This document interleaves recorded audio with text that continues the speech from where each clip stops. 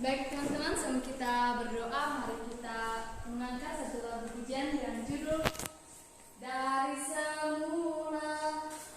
Dari semula kau terletakkan hidupku datanganmu dalam rencana-Mu Tuhan.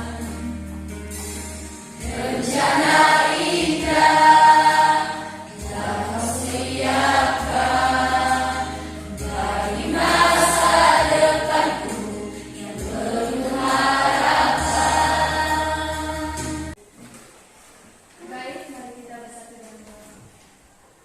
Bapa di surga, kami kembali mengucap syukur kepadamu Tuhan, di mana Bapa telah menolong kami dari rumah kami, perjalanan hingga sampai di lingkungan sekolah kami. Ya Tuhan, kami tahu itu bukan karena kekuatan kami, melainkan semata belas kasih Tuhan kepada kami pribadi saudara. Ya Tuhan, bila kami sebentar lagi kami akan memulaikan proses belajar mengajar kami. Kami mohon kepadamu Tuhan, semoga segala mata pelajaran yang disampaikan oleh Bapa Ibu kami, semoga menjadi bekal kami di masa yang akan datang. Tuhan Yesus, hanya doa kami yang singkat ini menjadi kesempurnaan yang akan melandaskan melalui Yesus Kristus. Amin. Terima kasih. Baik, sekarang sebelum kita akan melanjut, Ibu absen dulu. Silakan didengarkan namanya. Agus Dewi Kawaru. Agus Iman Halawa. Ari Halawa. Arismawati Laria.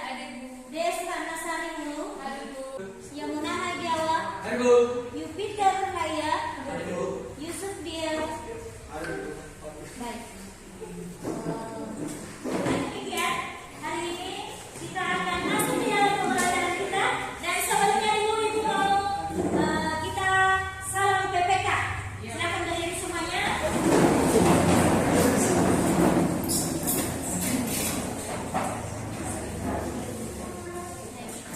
Gabung PPK.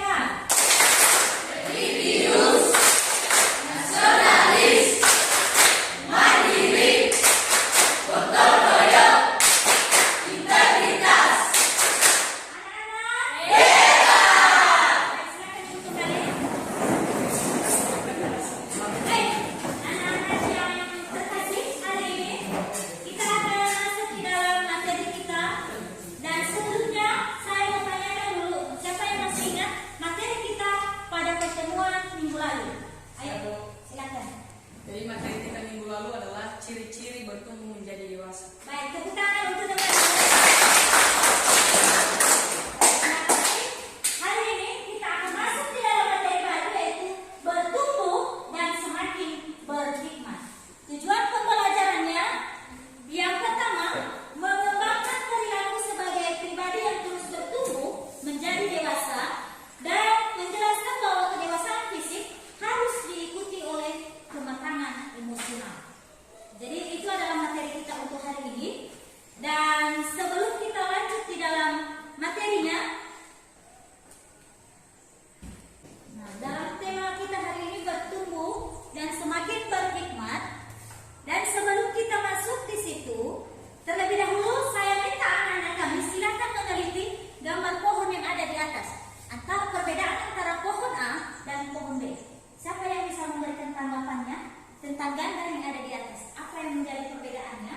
Kenapa bisa terjadi begini?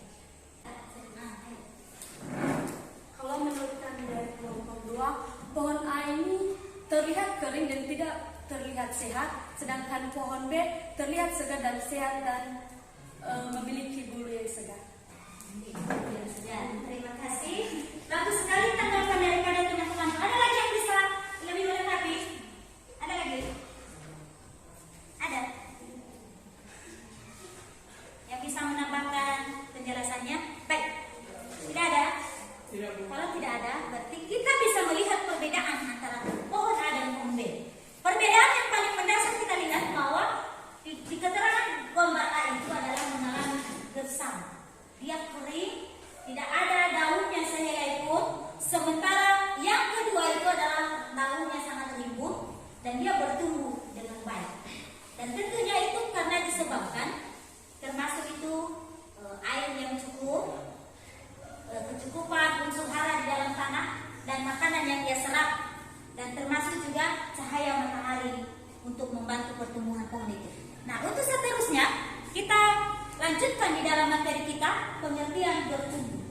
Pengertian bertumbuh ini menurut Kamus Besar Bahasa Indonesia bahwa bertumbuh adalah bertambah besar dan sempurna.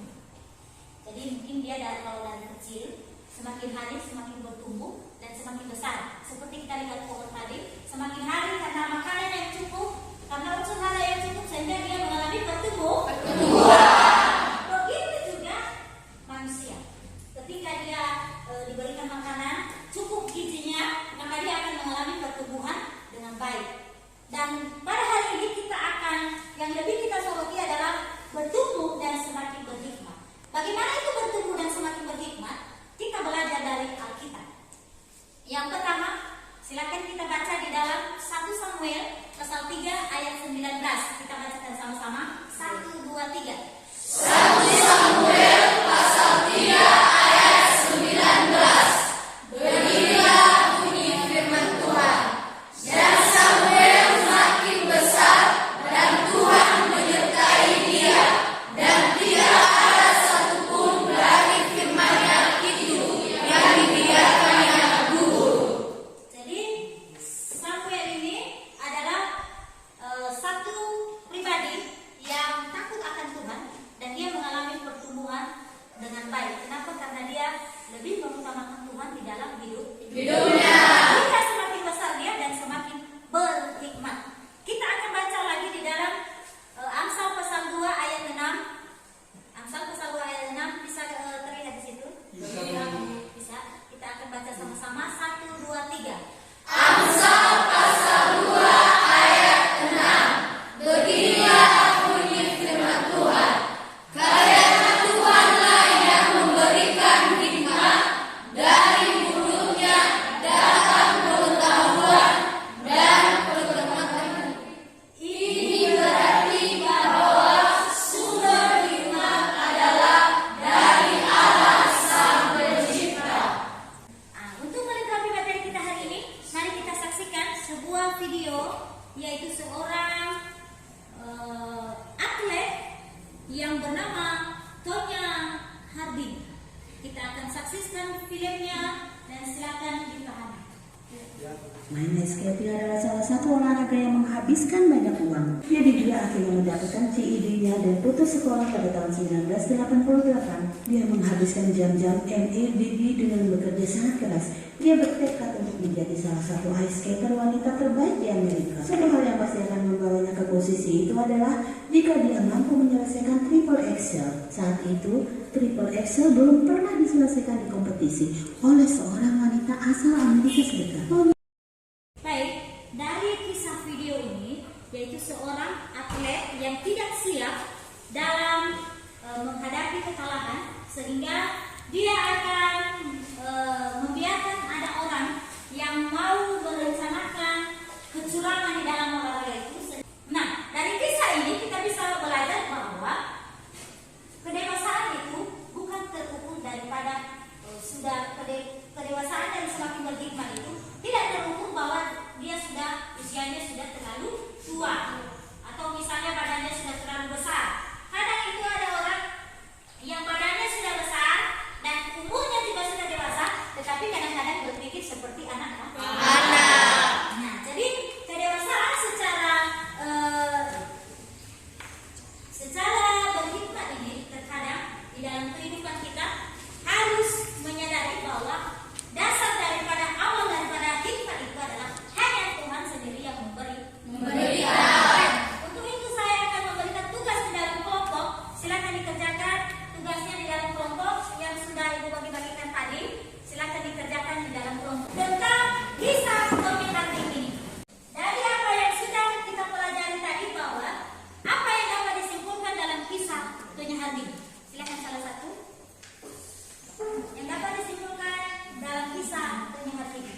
Dari kelompok 1, kisah ini menggambarkan bagaimana seorang yang sudah dewasa menurut usianya ternyata tidak mampu menghadapi masalahnya secara dewasa. Tommy Harding misalnya harus menghadapi Narci keringan.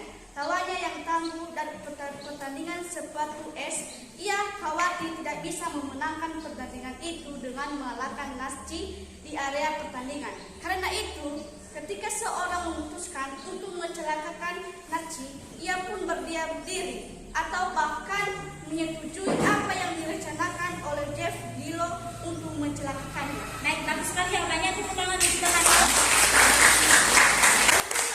Saya tanyakan, apakah sikap yang tidak mencerminkan sikap orang Kristen di dalam Tonya Harding, dalam kisah Tonya Harding itu? Menurut atau hasil diskusi kami oleh kelompok 3 yaitu tentang sikap yang tidak mencerminkan sikap orang Kristen dalam kisah Tonya Harding.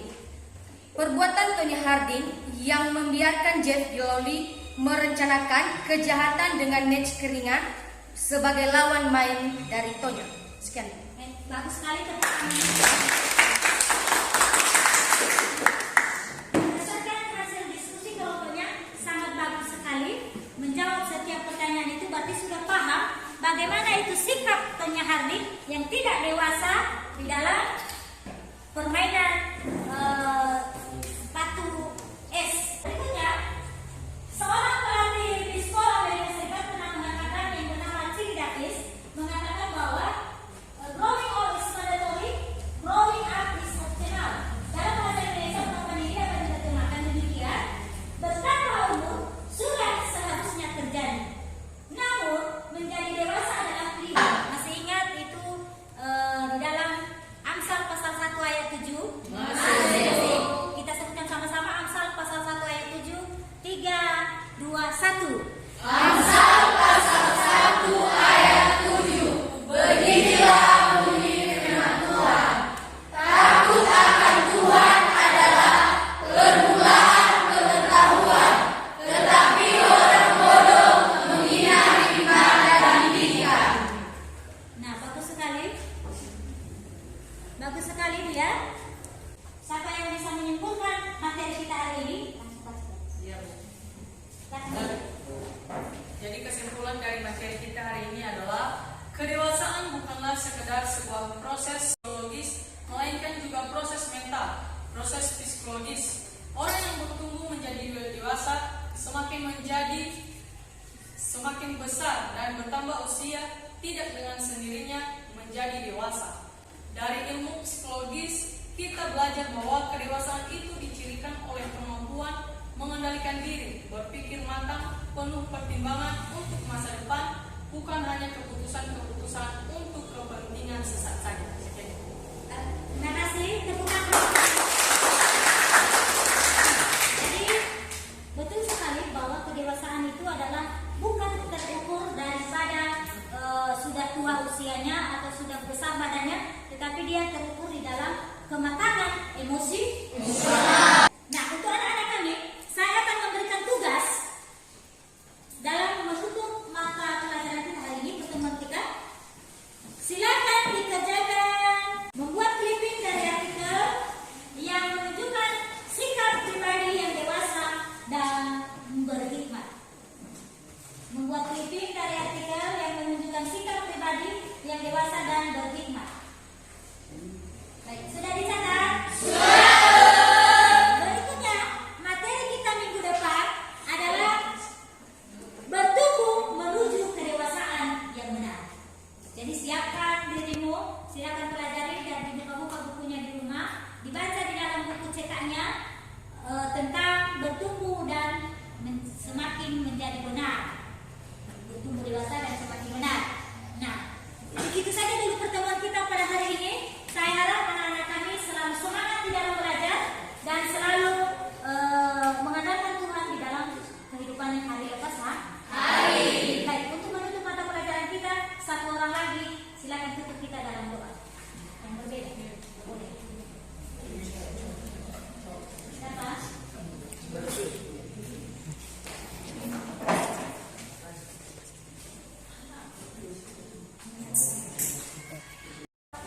Mari kita bersatu berdoa. Tuhan Allah Bapa kami yang bertata di atas kerajaan surga, Tuhan yang kami sembah lewat anak Yesus Kristus, kami kami sangat berterima kasih atas berkat dan pertolongan-Mu yang kami. Inilah doa kami yang jauh dari kesempurnaan, yang kami landaskan dalam anak-Mu Yesus Kristus, Juru Selamat kami. Amin.